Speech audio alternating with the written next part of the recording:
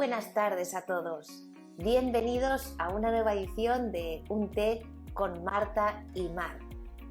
Y hoy estoy especialmente ilusionada con este té porque es un tema que considero que es importante para todas nosotras y que es también muy relevante para mí. Me gustaría muchísimo que este té llegara muy lejos, que lo vieran muchas personas y que eso hiciera pues un clic en nuestro estilo de vida y nuestra posibilidad de librarnos de la demencia o de retrasarla al menos lo máximo posible. Vamos a compartir este té con Marta y entre las dos vamos a ir desgranando un poquito pues la influencia que tiene nuestro estilo de vida en la lotería que supone que podamos al final desarrollar una demencia como el Alzheimer. Y espero de verdad que esto sea revelador porque lo está siendo para mí, lo ha sido desde hace tiempo ya, investigando sobre este tema y creo que es importante que trascienda, que si te gusta, si te llega lo que escuchas, si crees que es útil, lo compartas, porque realmente creo que ahí está la clave de librarnos de la que nos puede caer encima.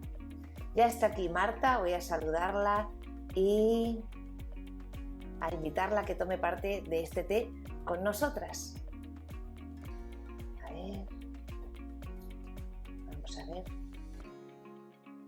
De momento no está aquí, así que mientras tanto os invito a que os sirváis también un té, os relajéis, ahora sí que me lo solicita, os relajéis y nos demos este para nosotras, para descansar, para escuchar algo interesante, para quizás reflexionar y despertar en algún sentido. Hola Marta.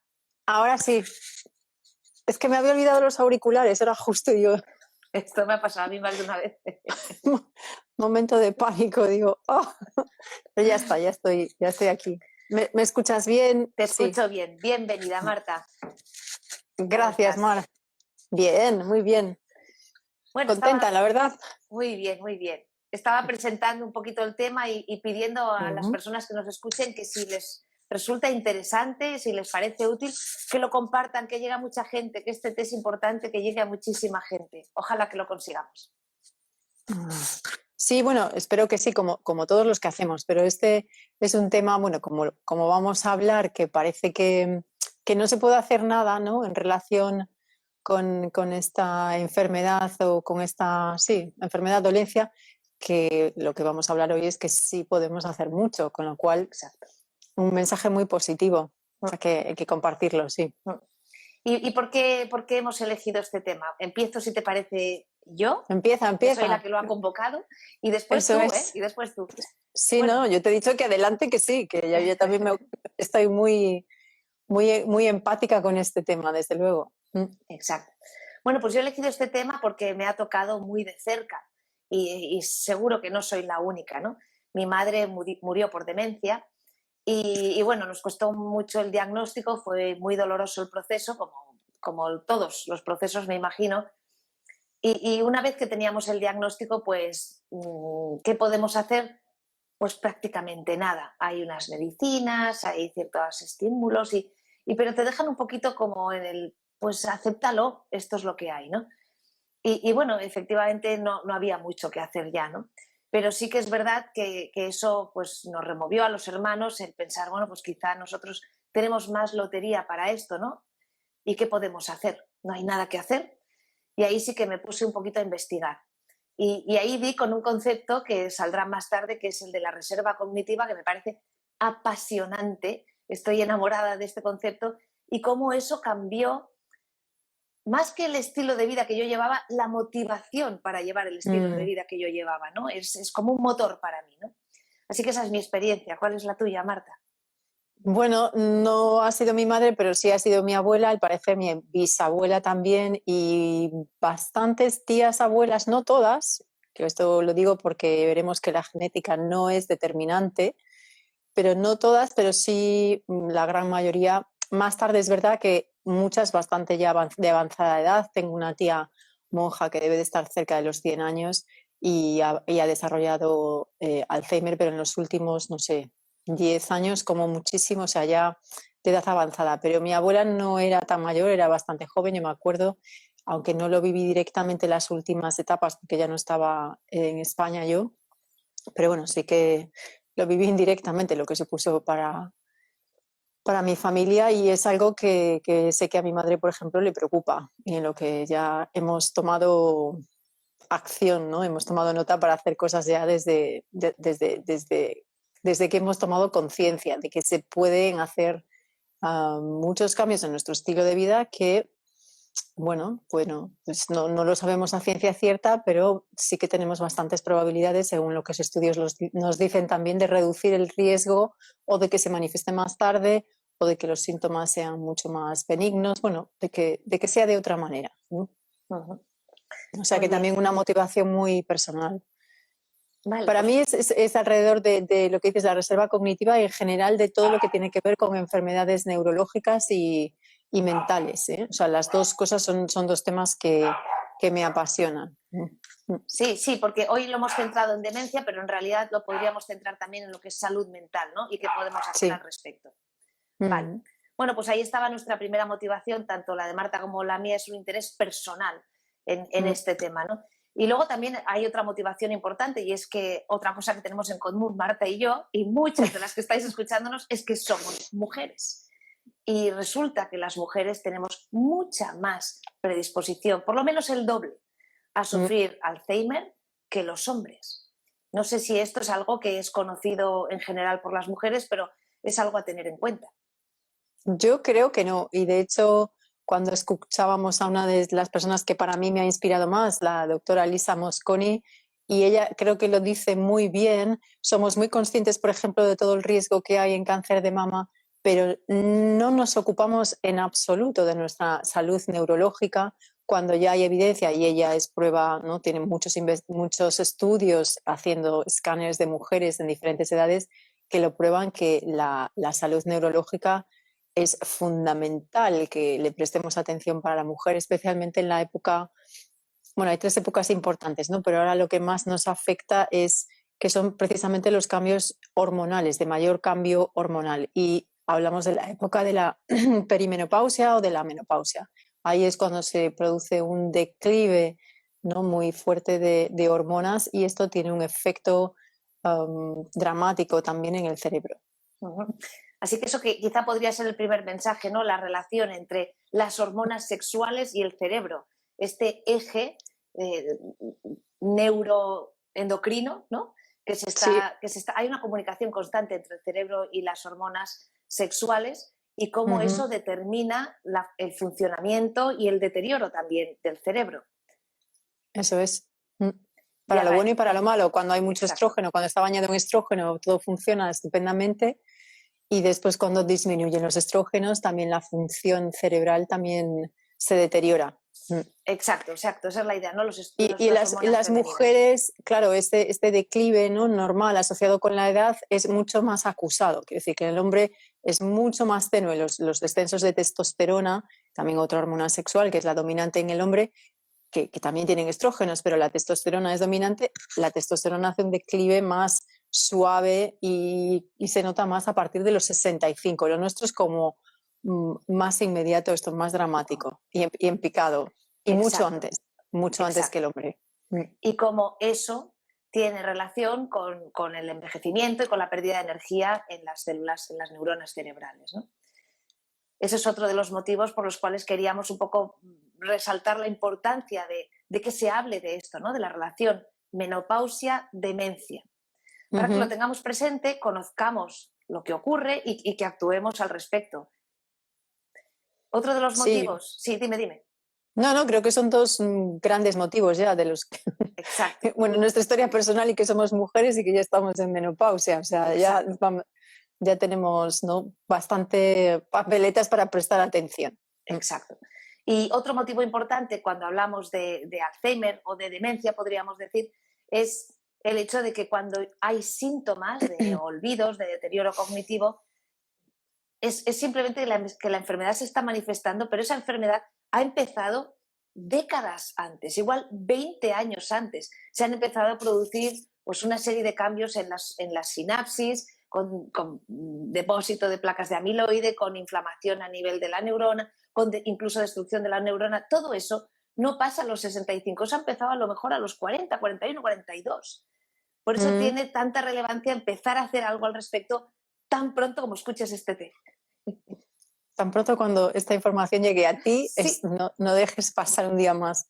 No, es que es así, los estudios son bastante claros al respecto y esto coincide en todos los investigadores, no se sabe si 20, 30 años, pero bueno, bastantes décadas. O sea, no es algo, no que es como cogerte una gripe ahora, no de inmediato, sino que este deterioro es muy poco, no se manifiesta porque el cerebro es muy resistente, pero el daño se viene haciendo.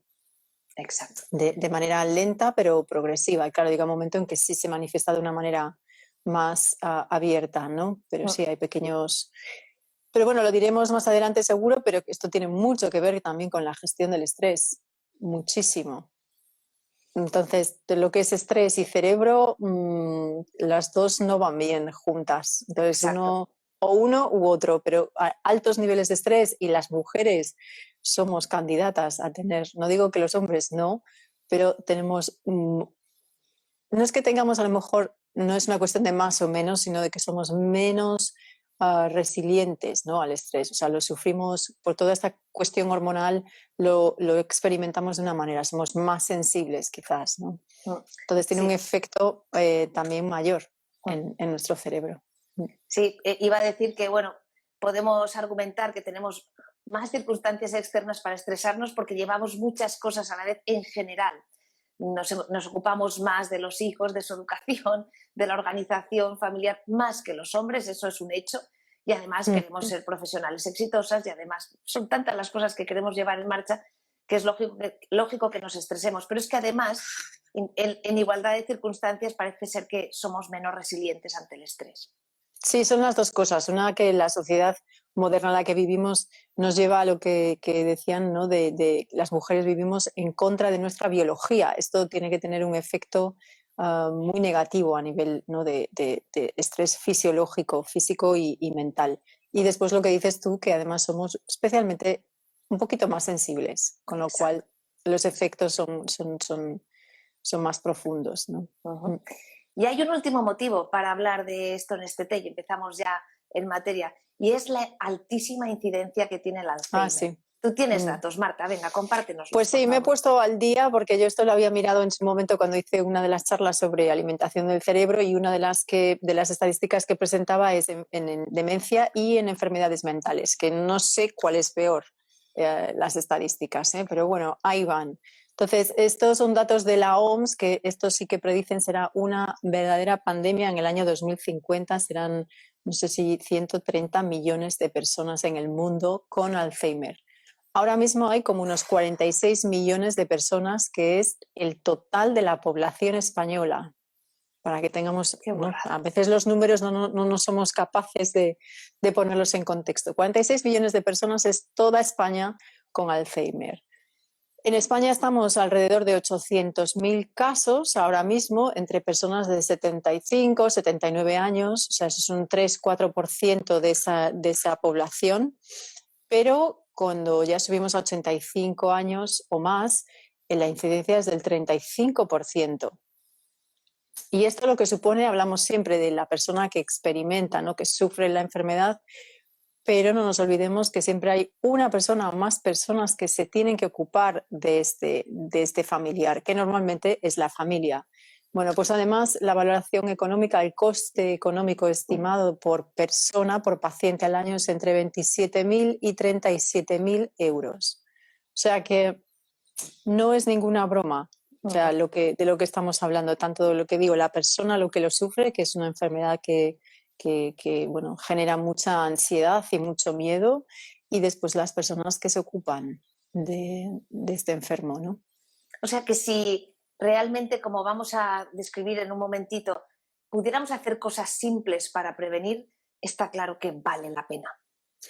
Hombre, yo desde luego vale la pena intentarlo sí o sí, o sea, ahí no hay duda. Después que tengamos mayor o menor éxito, pues haremos un té dentro de 30 años, Mar, y nos contamos cómo ha ido la cosa. Sí. Para entonces ya sabremos, ¿no?, cómo hemos evolucionado estos 30 años o Sí. 40, ¿no?, que llevamos pues con un cierto estilo de vida, con una alimentación, bueno, las cosas de las que vamos a hablar hoy. Sí, pero Y solo vemos cómo ha influido. Perdona. Sí, di. solo para abrir boca y para que haya más interés para escuchar hasta el final del té, pues lo que decía la doctora Lisa Mosconi, ¿no? Que el estilo de vida tiene una repercusión en disminuir un 30% la manifestación de la enfermedad. Y ella decía, si yo tuviera un medicamento que consiguiera eso, es que me forraría. Es que no tenemos ningún medicamento tan potente, ¿no? Así que vale la pena entender qué es lo que podemos hacer y ponernos en marcha. Muy bien, pues ha quedado clarísimo. Pues vamos a... Yo pues que aquí no tengo ninguna duda. Bueno, en pocas cosas de las que decimos, ¿no? Que realmente es que tenemos datos que lo confirman, ¿no? Ya no es una cuestión de creencia personal, sino que esto está validado científicamente, ¿no? Por diferentes equipos de investigación, diferentes aproximaciones que se hacen. Pero sí, no hay ninguna droga que tenga un efecto pues de un 30% de éxito. Exacto. No la hay. Vale, entonces si te parece vamos a descubrir un poquito de qué estamos hablando. Estamos hablando de la demencia, que tiene una causa multifactorial y que tú decías deberíamos considerarla como una enfermedad metabólica, ¿verdad? Que no es que no tenga una influencia genética, pero que la influencia genética es mucho más pequeña de lo que la gente se piensa, ¿no? La influencia de la genética en el desarrollo de la enfermedad. Sí, de hecho, la investigación hace, no sé, 20 años así en Alzheimer se centró en la búsqueda de la causa genética de los genes que causan el Alzheimer. Aún hoy creo que he visto una noticia sobre las nuevas investigaciones alrededor de los genes relacionados con el Alzheimer, pero precisamente el ejemplo de esta mujer que mencionamos, de Lisa Mosconi, que empezó haciendo investigación en ADN, en genética, y ella se pasó después a hacer toda la investigación y los libros de divulgación que ha hecho enfatizando la epigenética. La epigenética es todo lo que hace que esos genes se expresen o no se expresen, porque realmente creo que es un 3%, hablábamos antes, la incidencia genética directa. De las mutaciones de estas de la demencia juvenil, ¿no? Digamos. Sí, un 3% de la población. Un 3%, o sea que es muy, muy pequeño. Entonces esto nos deja un campo de actuación muy amplio, que es esto que no estamos determinados por nuestra genética, sino que ya entramos en el campo de la epigenética, que no es más que lo que hablamos aquí siempre, que es alimentación y estilo de vida. Eso es todo lo que hace que estos genes o cualquier gen se exprese o no se exprese. Exacto. Y dentro de esa amalgama de multifactores que pueden causar el Alzheimer, hablábamos de la influencia de las hormonas femeninas, especialmente del estradiol, y de su declive en el periodo perimenopáusico.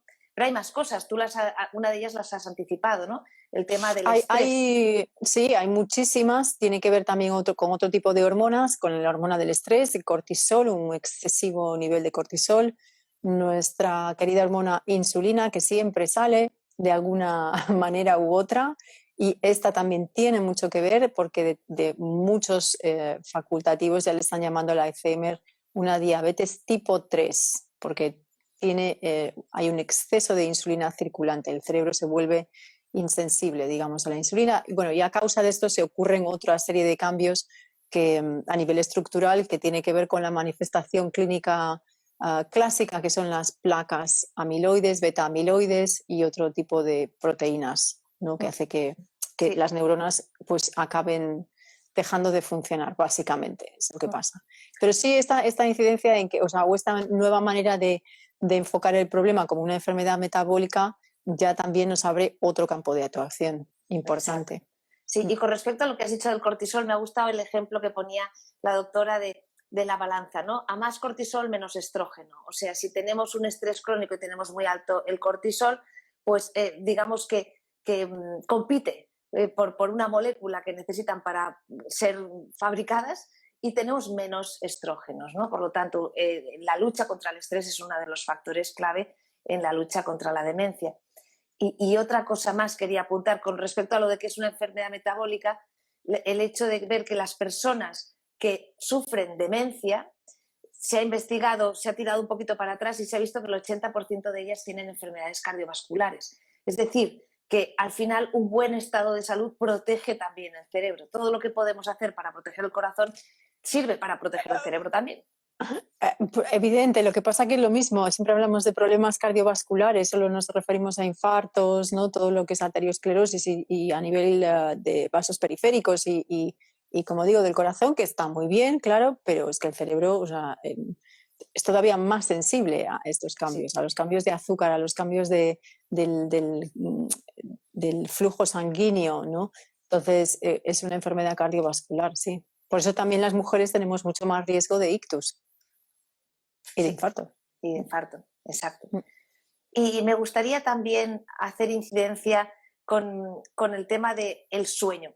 Cómo el sueño, cómo durante la noche, cuando estamos en un sueño profundo, las células gliales limpian nuestros depósitos de amiloide y por lo tanto pues podemos empezar de cero, hacer como un reset, ¿no? Y cómo una deprivación, una falta de sueño puede influir tremendamente en esos depósitos, ¿no? Y por lo tanto en la manifestación de la demencia.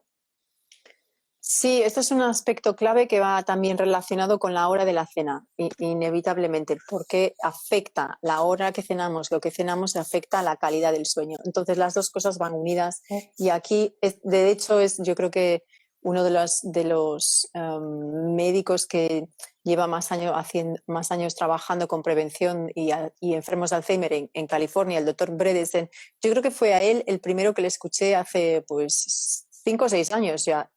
La primera vez que le escuché la importancia de cenar 3 horas antes de irse a dormir y de irse a dormir respetando el ritmo circadiano. O sea, las primeras horas de sueño de la noche, cuando hay oscuridad, son clave también. Entonces, las dos cosas van unidas, pero sí, es determinante Una pregunta, para Marta. limpiar el cerebro. Una pregunta.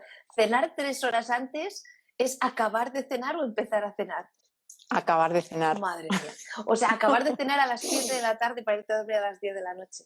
Ahora en invierno sí, si te vas a dormir a las 10:30, lo ideal es a las 7:30 haber terminado de cenar. Aún me queda recorrido para organizar eso en mi A casa. todos. No, en España, te digo, en otros países esto no supone tanto problema. Otras cosas sí, pero esto no.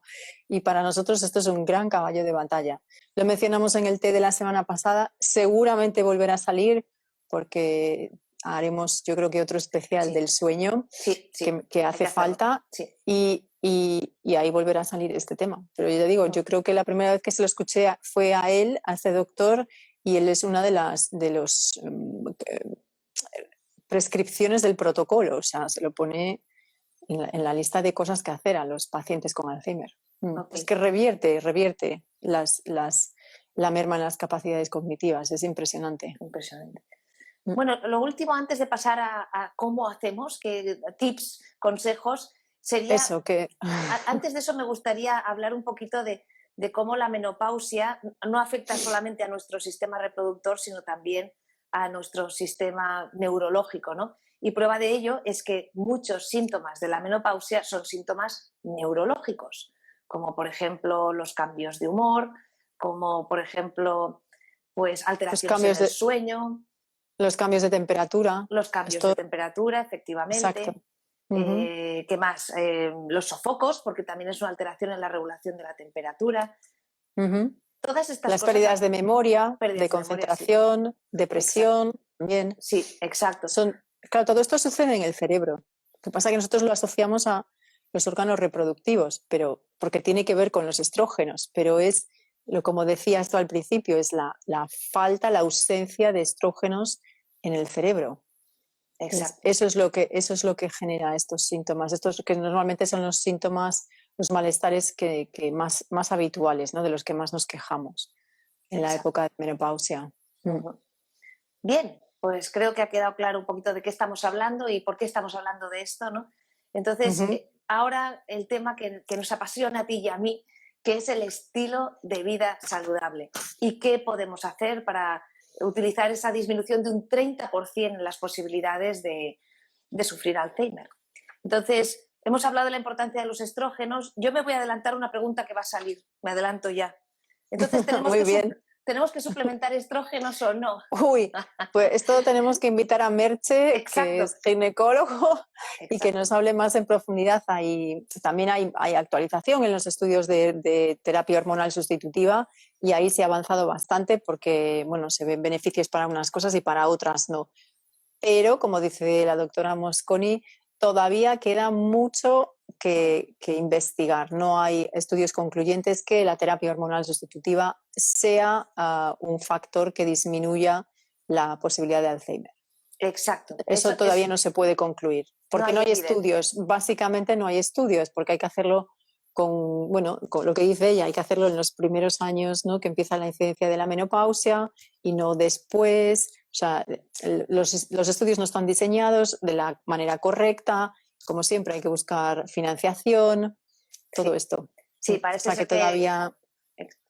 Perdón. No, lo que ibas a decir, que todavía no podemos concluir que sea efectivo. Para algunas cosas sí, para algunas cosas sabemos que puede ayudar. Pero para esto en concreto, la terapia hormonal sustitutiva todavía no se puede concluir que sí.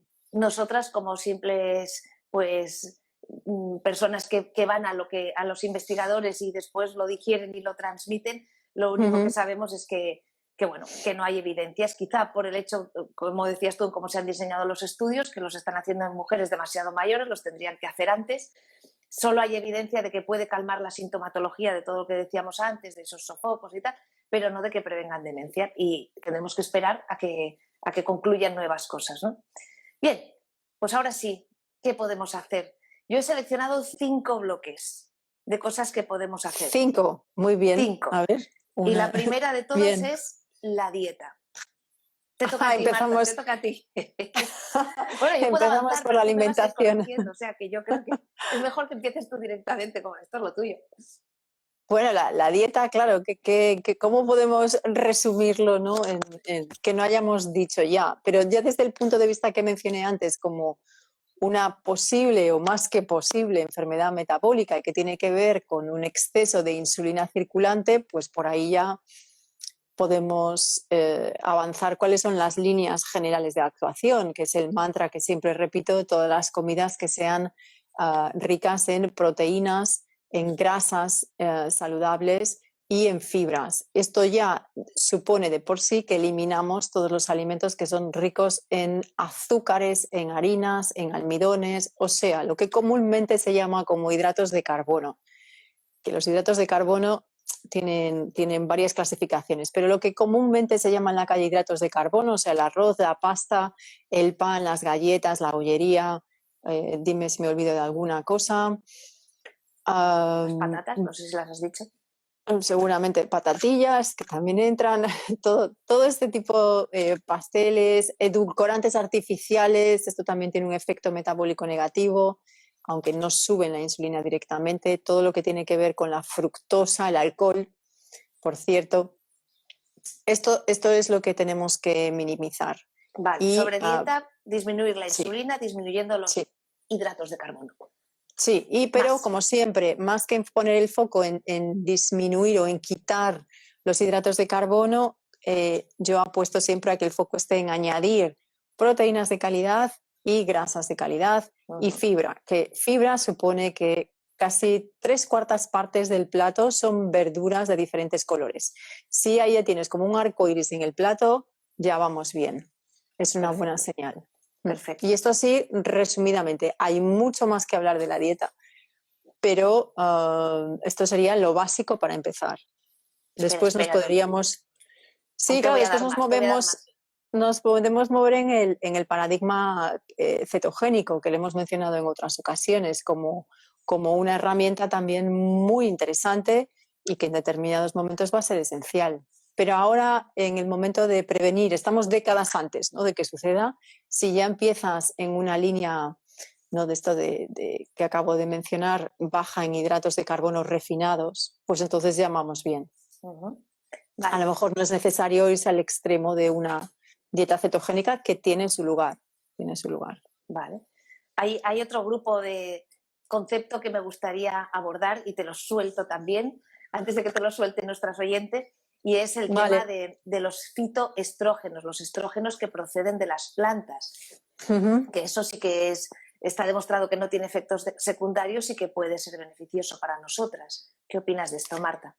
Bueno, está demostrado, pero algunos médicos todavía tienen muchos reparos a que las mujeres, por ejemplo, que han sufrido cáncer de mama o que tienen algún problema de tumor de origen endocrino, tomen semillas de lino. Esto lo sé por experiencia propia. Entonces, aquí sí que está demostrado. Lo que ha habido mucho conflicto y todavía no está claro para la población en general es el tema de la soja, como una de las fuentes más ricas en fitoestrógenos, un tipo de fitoestrógenos. Entonces, porque también se menciona no siempre las mujeres asiáticas como menos... la verdad es que no he visto estadísticas en cuanto a demencia, incidencia de Alzheimer, pero sí en los síntomas que reportan de menopausia. Ahí sí que hay muchos estudios que yo creo que también culturalmente se vive de otra manera y hay otra sintomatología que en muchos casos se asocia con un consumo frecuente de soja. Pero este consumo tiene que ser desde la infancia, esto también se sabe. No es que empieces ahora a los 40 a comer soja y ya está, y sea protectora. No, es que es un consumo a largo plazo. Y otra cosa muy importante, la más importante, es el tipo de soja o el tipo de elaboración a partir de la soja que se come en Asia comparado con lo que se come aquí en Occidente. Lo que se come aquí normalmente son sojas modificadas genéticamente con alto nivel de toxicidad que acaban siendo casi un alimento muy irritante, de muy difícil digestión, porque además las formas suelen ser proteínas texturizadas o, ¿cómo se llama? Leches deshidratadas, leches vegetales, o sea, que realmente lo que nos interesa de las hojas son los formatos en el que esta soja está fermentada, porque es esta fermentación que lo hace una más digerible y otro con menos efecto inflamatorio y especialmente para los occidentales que sea más fácil, como digo, de digerir. Entonces estamos hablando de productos que aquí casi no se consumen, como es el natto, que es un fermentado de soja brutal. Cuando estuve en Japón lo comí varias veces, tiene un sabor muy particular. ¿Lato? Pero aquí, natto, sí, N-A-T-T-O. Sí, esto es uno de los productos de fermentación fermentados de soja más comunes que en Japón se consume muchísimo, muchísimo. Y después está el tofu o el miso o otro que se llama también, que se toma más en el sudeste asiático, que es el tempeh. Es otro fermentado de soja. Pero no son los productos habituales que vemos nosotros aquí en el súper, ¿verdad? Aquí tenemos la leche de soja, el yogur de soja. Estos son productos procesados y en que la soja está en un formato, digamos, en una manera que es difícilmente asimilable, que causa más problemas que beneficios. ¿Y la salsa tamari, Marta? La salsa tamari también, perdón si me olvidé, es una salsa de soja sin gluten, no lleva trigo y también está fermentada, o sea que sería otro derivado de soja fermentado que podemos añadir. Y aparte de la soja tenemos todos estos otros mundo vegetal que son más los lignanos y ahí están las semillas de lino, las semillas de sésamo, ¿qué más tenemos así interesante? Estas son las dos principales de semillas. Hay más, pero las que podemos consumir, la taína, ¿no? O la semilla, como te decía, semillas de sésamo molidos y después muchas verduras también que son ricas. Las fresas, por ejemplo, el melón, esto también son ricos en fitoestrógenos del tipo de los lignanos. O sea que lo que decía al principio, si tomamos una dieta en la que haya mucha variedad de plantas de varios colores, ahí no puedes ir mal. Exacto. Y te quería preguntar sobre el chocolate negro. El chocolate también tiene fibra y tiene polifenoles y tiene estrógenos, pero el cacao, claro, que no es lo mismo que el chocolate. Aquí también hay que hacer una puntualización como el café, que en teoría también tiene puede tener muchos beneficios y hay muchos estudios que hablan de los beneficios del café a nivel cerebral, pero hay que tener cuidado con las mujeres y las hormonas, porque el café se metaboliza también en el hígado, al igual que todo el proceso de transformación de estrógenos, con lo cual, si hay cierta competitividad o cierta sensibilidad a la cafeína, aquí también puede interferir. Y con el cacao pasa lo mismo. Para muchas mujeres el cacao puede ser no puede ser tan, o sea, no es tan interesante como pensamos. No es cuestión de, pues me tomo cacao. Sí, pero siempre hay que personalizarlo. Es que, claro, después hay que personalizar. Bueno, yo aquí, ya que estamos en público, voy a confesar que tengo una adicción, que son los chocobombones de la página web de Marta, que ya he Pues llegado que a estos... hacerlos sin ningún tipo de dulce, ¿eh? Nada. Claro. Y están riquísimos igual. Es que no hace falta, claro. Pero lo mismo, si esto que es muy apañado, ¿eh? Esto es un recurso muy apañado para el congelador, yo también casi siempre tengo. Es lo mismo, si tú abusas de estos chocobombones y tú ves que hay, ¿no? Que todavía que tienes efectos, yo que sé, que no duermes bien, que tienes desarreglos en la menstruación, pues estos son señales también diciendo, bueno, pues a lo mejor el cacao a mí o un exceso de cacao, pues a lo mejor no es tan interesante. Pero bueno, ya Va, digo, esto hay que personalizarlo, pero sí, el cacao, gracias por el recordatorio, es uno de los que podemos añadir, sin muy duda. bien. Entonces, bueno, lo que llamaba la doctora Mosconi la dieta mediterránea, ¿no? Con exposición a Uy, estos nutrientes claves, la variedad sí. y... ¿Qué pasa? Me río, perdón, pero que Sí, esto de la dime, dime, ¿qué dieta ha pasado? mediterránea, a Es que ver, es muy amplio, ¿no? nosotros, El concepto. es que claro, hablamos de dieta mediterránea, nosotros viviendo en el Mediterráneo y viendo cómo se come aquí, no, esto no es dieta mediterránea, ya, por desgracia, ya no es dieta mediterránea. Hay mucho alimento procesado, no se cocina en casa Claro. como antes, no son alimentos frescos de cocina, de mercado, de estación. Por desgracia, muy poca gente come así. Entonces, aunque vivamos en el Mediterráneo, cuidado porque lo que comemos no es dieta mediterránea. Sí, quizá lo deberíamos llamar la dieta mediterránea de nuestras abuelas. Esa era la buena, las que cocinaban y O las que no tenían, bisabuelas, o bisabuelas, no tenían o productos bisabuelas, si me procesados, ¿no? apuras. No, Ujú. no, y era más Exacto, local, se comía lo de aquí. claro, No, esto sí, exacto, exacto. sí, sí. Bien, ¿te parece que hemos cubierto lo suficiente el tema de la dieta? Por mí sí, pero tú me dirás si quieres que hagamos alguna aclaración más, porque Por mí sí, y las personas pueden hablar, claro, claro, podéis nos podéis hacer decirnos. preguntas. Yo Exacto, aquí digo estamos. que para centrarnos también en otros de Sí, los aspectos de estilo de vida, que era lo que mencionábamos al 5. principio, sí, pero Tengo sobre todo el 5. ejercicio físico, Exacto, que es este que en los estudios nos han dado este 30% de reducción de riesgo. O sea, el ejercicio exacto. físico, y ya sabes que yo puedo estar hablando de comida toda la noche, pero es que el ejercicio físico en Sí, este caso es, no sé si número uno, pero vamos, sí, sí, y me cerquita. gustaría mucho hablar de este tema porque para mí, Mm, como decía al principio, mientras te incorporabas tú, Marta, para mí es el motor principal por el cual me ato las zapatillas para ir a correr y es el concepto fascinante de la reserva cognitiva. ujú. Y este concepto lo voy a explicar un poquito como lo entiendo yo, ¿no? Y es a raíz de un estudio que se hizo, por lo visto, en monjas que eran mayores y que bueno, pudieron seguirlas durante, tenían 75 años y las siguieron hasta que murieron y después habían aceptado que se estudiaran sus cerebros, ¿no? Entonces, estudiaron el grado de degeneración que había en esos cerebros y la correlación con los síntomas que tenían en vida. Y Mm. ahí está la sorpresa, ¿no? Que era posible observar cerebros pues muy comprimidos, con muchos depósitos de amiloide degenerados, y que después esas personas en vida pues no mostraban ese deterioro cognitivo, ¿no?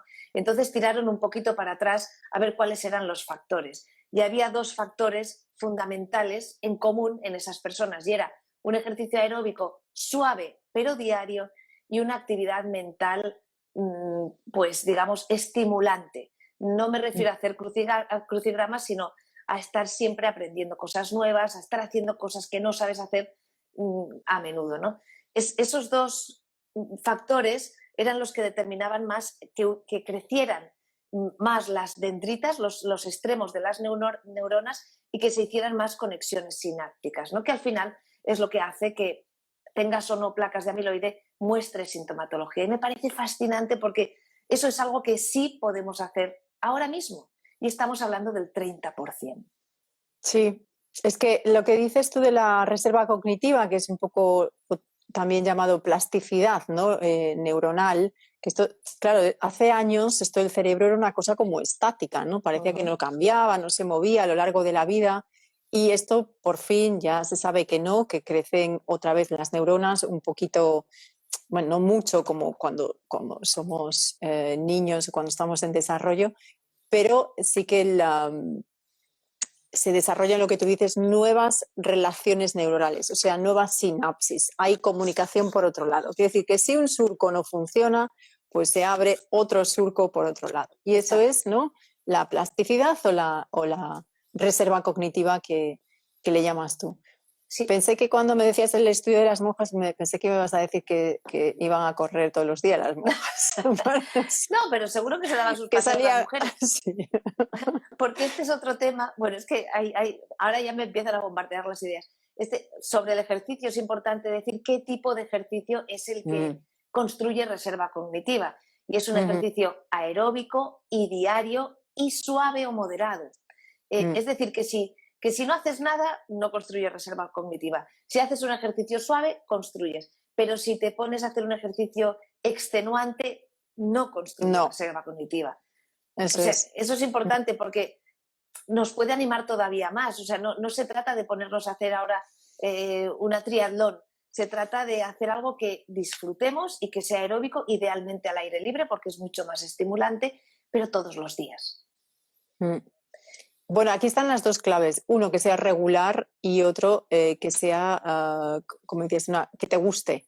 Estas dos cosas creo que es importantísimo. O sea, lo tienes que disfrutar, porque eso también se sabe. Si haces el ejercicio pero no lo disfrutas, el efecto no es el mismo en el cuerpo. Es impresionante. No, claro, porque estás estresado y otra vez estamos en la cascada de estoy haciendo... Claro, ya no quieres estar. Exacto. Entonces tiene que ser, estos dos factores son importantes. Y yo añadiría del al aire libre por lo que sabemos ahora también del efecto de la luz en que nos va a ayudar a dormir mejor, vamos a descansar mejor, con lo cual la calidad de tu sueño es mejor, con lo cual ahí ya tienes otra ficha de dominó que has movido haciendo ejercicio. Por eso yo creo que el efecto, o sea, del 30% es tan... Porque tocas muchos palos, ¿no? Haciendo ejercicios ya se mueven muchas fichas, con lo cual, si es una enfermedad multifactorial, pues ya estás tocando muchos factores. Exacto. Vamos a centrar, hemos dicho que yo tenía 5 cosas. Una era la dieta. Llevamos la dieta. Tú has mencionado después el tema del ejercicio, yo he mencionado la actividad mental retante, hemos mencionado por encima el tema del estrés y el tema del sueño. Lo digo porque veo que hay muchas preguntas y entonces querría dejar tiempo para las preguntas. Sí. Vale. Entonces, si quieres, cubrimos un poquito el tema del estrés, que es el que nos falta un poquito por mencionar, y después nos dedicamos a las preguntas. ¿Te parece o no? Sí, pero el tema del estrés también tenemos apuntado un especial estrés, porque esto, bueno, sí, sí. no, varios especiales. Totalmente. Porque aquí hay que entender también la fisiología del estrés, ¿no? La diferencia entre estrés crónico, estrés agudo, todo esto. Y lo que estamos hablando es del efecto negativo del estrés crónico, de esta cascada continua de cortisol en la sangre y el efecto que tiene en este caso sobre el cerebro. Bien, pues ya que vamos a dedicar un té a esto, haciendo algo así más ligero, ¿cómo podríamos luchar contra el estrés? Y a mí se me han ocurrido 3 cosas. Hoy estoy como muy alemana, ¿eh? Solo 3. Sí, bueno, para mencionar, sí. La primera, que haya tiempo en nuestra agenda para nosotras mismas, para, no sé, socializar, pasear o lo que nos apetezca, que ese tiempo exista. Lo que hablábamos en otro té de las pausas del descanso. La segunda, la meditación, que para mí es un concepto muy amplio porque incluye, sí, tener el hábito de meditar, y aquí los cambios se producen cuando es diario, y otras prácticas que no son ya solo meditar, sino un poco quizá más activas, además de la meditación, como llamémoslas entrenamiento mental, para ponernos en unos estados que nos permitan bajar ese nivel de activación, ¿no? Y después también habíamos mencionado el yoga como una actividad que ayuda muchísimo gracias al tipo de movimiento suave, a la respiración consciente, constante, etcétera. Y aquí hicimos un té sobre yoga con Zaira, que también es una muy buena herramienta para luchar contra el estrés. ¿Algo que añadir? Bueno, solo añadir lo de siempre, que esto hay que personalizarlo, porque hablamos del yoga, pero para otras personas puede ser el tai chi, puede ser el jiu-jitsu, o sea, hay muchas disciplinas que a partir de, además de una determinada edad te ayuda además con la coordinación, no exige, no es lo que decíamos antes, extremadamente exigente, o sea, que tiene muchos beneficios. Bailar, quiero decir que lo importante aquí es esto, la regularidad, que sea algo que hagas todos los días un poquito, que lo disfrutes y que te guste. O sea, tiene que ser fácil, no tiene que ser una tarea más. Es que si no ya estamos otra vez, es que tengo, ¿no? Esto se dice mucho diciendo, es que toda la lista de cosas que hay que hacer para cuidarse, claro, si nos lo presentamos así es un estrés más. Pero si lo presentamos como algo que quieres hacer, porque como hablamos, ¿no? En tu caso y en el mío, la motivación, yo tengo el 30%, uno motivación de vanidad, la otra motivación para que mi cuerpo siga moviéndose y el otro para que mi 30% para que mi cerebro siga funcionando, ¿no? Pero si tienes que tener una motivación, claro, cada uno tiene que buscar qué es lo que le llama para mantener esta actividad, porque al final te sienta bien y quieres hacerlo, no es que tengas que hacerlo. Qué bueno, hablando de motivación, que este es un tema que también me gusta mucho, puedes tener una motivación de acercamiento o de alejamiento, decimos en PNL, sí. ¿No? Una porque haces ejercicio porque así te sientes mejor, otra, esta sería acercamiento, otra porque haces ejercicio porque no quieres tener demencia y esta sería alejamiento. Y puedes juntarlas las dos para que sean más potentes, ¿no? Al final, la hora de abrocharte las zapatillas, por ejemplo. Claro, esto te iba a preguntar, ¿se pueden combinar las dos? Claro, claro. Porque yo tengo un poco de cada, quiero decir, exacto. Una es por acercamiento y otra es siendo... Casi que prefiero ser, ¿no? Cuanto más tiempo sea independiente física y mentalmente, mejor. Por supuesto. Entonces, esto para mí es el gran motivador, tengo que decirlo. Perfecto. ¿Quieres que vayamos con las preguntas? Que si no, sí, pero yo no veo... Yo las veo. ¿Las estás viendo ahí? Only Lupe, lo leo tal cual se llama, dice, entonces un cacao bueno y eco por la mañana nos ayudaría dándonos un poquito de energía en las mañanas que la necesitamos. Venga, Marta, sí. Te toca. Sí, y es mejor tomarlo por la mañana, que muchas veces lo tomamos por la noche, tarde-noche, porque es estimulante. Entonces ahí ya estás interrumpiendo, ¿no? el ciclo del sueño con la cafeína. Vale, entonces por la mañana sí, leche también vegetal de calidad, cacao de calidad, le puedes añadir unas semillas de lino que lo hace más espeso, molidas, o unas semillas de chía que también tiene fitoestrógenos.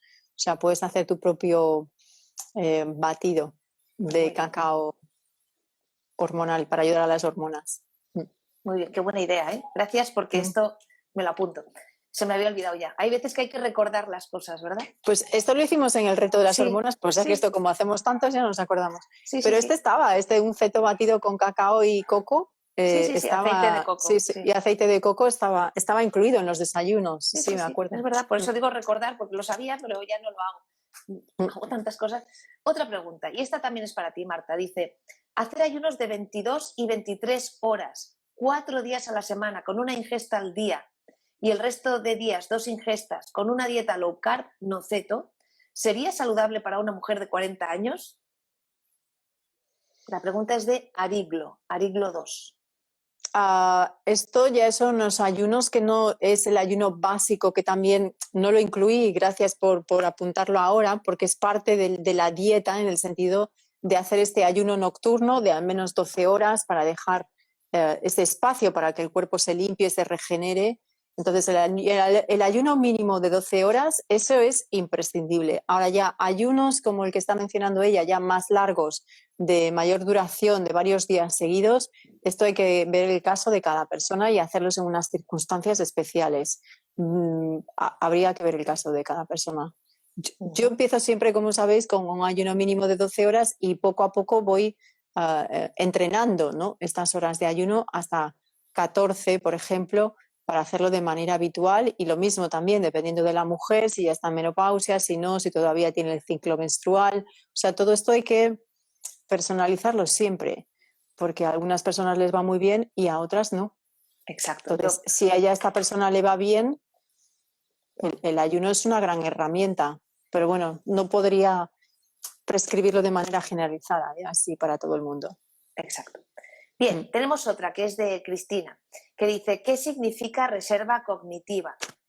Y Cristina, te contesto, es la diferencia que hay entre la degeneración real que hay en tu cerebro y la manifestación clínica de esa degeneración. Y decías, ¿es algo que se puede acumular? Sí, imagínatelo como una libreta de ahorro de las que teníamos antes, ¿no? Que ahora es todo digital y que vas ahorrando reserva cognitiva, y que cuanta más ahorres, menos probable es que después manifestes síntomas, sea cual sea el scan de tu cerebro. Es fascinante. Está muy bien el ejemplo de la libreta de ahorro, me ha encantado. Pero esto es para las que tenemos una edad, porque para otras esto le va a sonar a chino. ¿Eso qué es eso de la libreta? Es que antes íbamos al banco con nuestra libretita, donde estaban anotados todos los movimientos. Y veías lo que ibas ahorrando.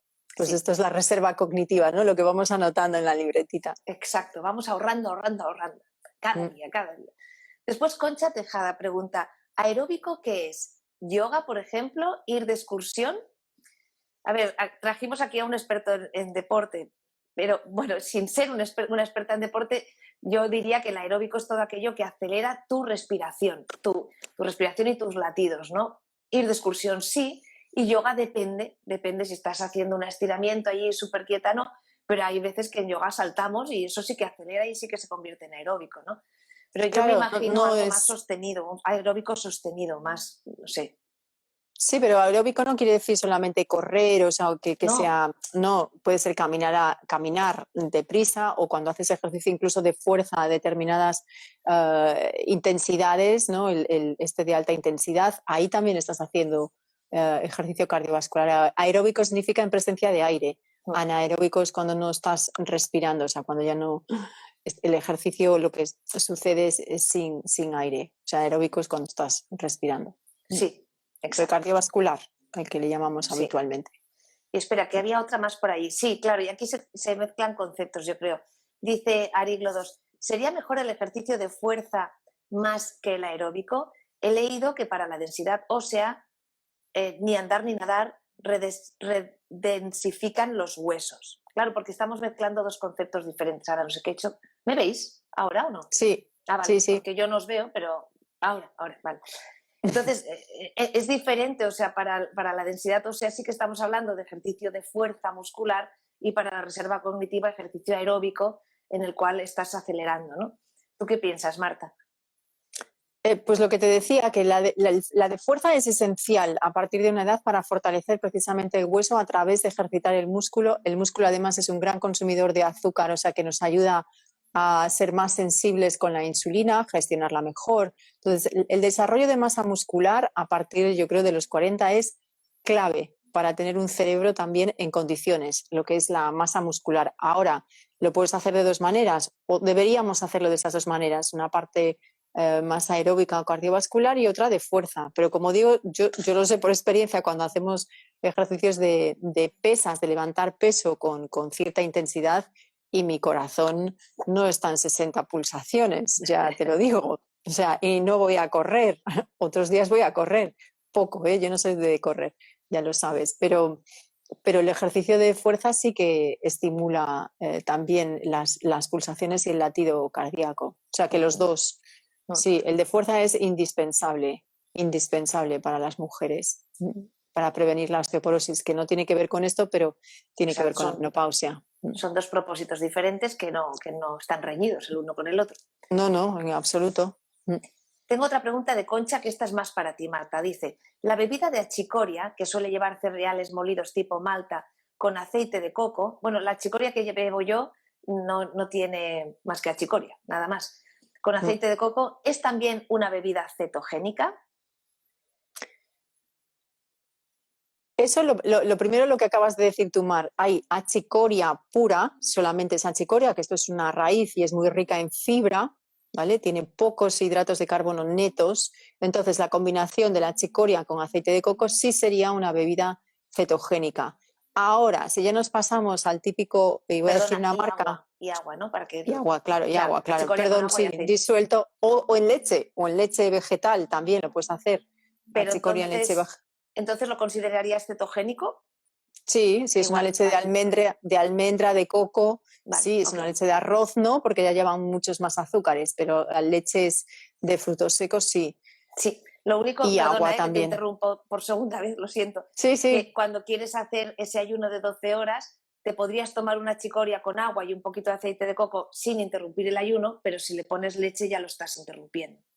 Bueno, esto es lo que hablamos la semana pasada. Yo todavía no lo tengo al 100% claro, incluso porque la chicoria tiene fibra, con lo cual ya estás, y el coco tiene calorías, con lo cual ya estás mandando la señal, lo que hablábamos del reloj biológico del hígado. En la presencia de calorías ya se activa.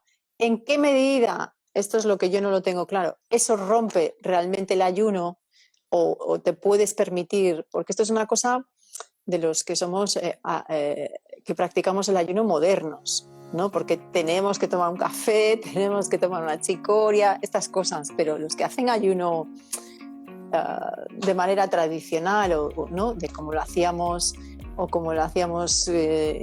hace años en las cavernas, que hacíamos el ayuno natural, ahí no había problema de bebida, o sea, bebías agua y punto pelota, o sea, no había ni achicoria, ni café, ni bulletproof coffee, ni té de matcha, ni estas cosas modernas. Entonces, si quieres estar seguro de no romper el ayuno, yo no tomaría ni achicoria. O sea, agua. Un té de hierbas, sí. Sí. Y una infusión de hierbas que no lleva cafeína, sí. Exacto. Marta, tenemos que ir cerrando. Son y 27, si no, no podré grabar el vídeo.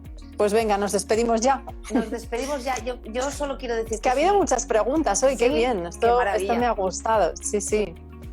Yo solo quiero decir que si de verdad os ha gustado este té y os parece que puede ser útil para amigas vuestras, que por favor que se lo reenviéis, que se divulgue, porque me parece que realmente tiene sentido, que es útil.